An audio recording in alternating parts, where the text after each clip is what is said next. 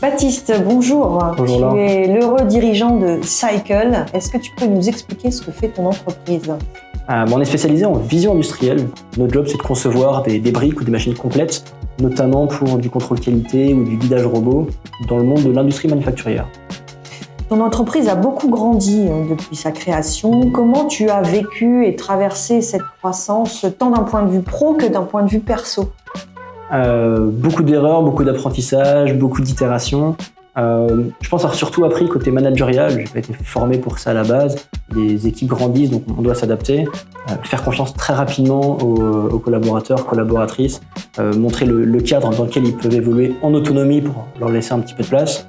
Se poser la question de où est-ce qu'on veut aller régulièrement, pourquoi on fait les choses, ne pas rester la tête dans le guidon, tant professionnellement que personnellement. C'est énormément de travail, beaucoup de sacrifices, un impact un peu autour de soi, la famille, les proches.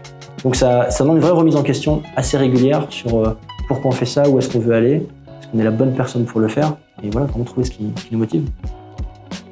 Donc tu as forcément dû travailler sur tes valeurs dans l'entreprise. Est-ce que tu peux me dire quel est aujourd'hui ton principal garde-fou pour préserver ces valeurs ?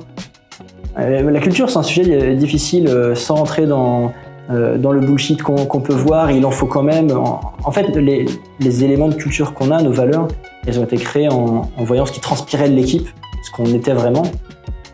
Et donc, ça demande beaucoup de répétitions. Une fois qu'on a identifié ce socle qui fonctionne, qui fait qui on est, beaucoup de répétitions sur les nouveaux arrivants, les plus anciens, aux clients même.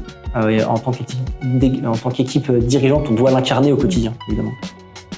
À quoi tu serais prêt à renoncer au nom de ces valeurs ? Pas grand-chose. Je suis pas sûr que le choix puisse être fait.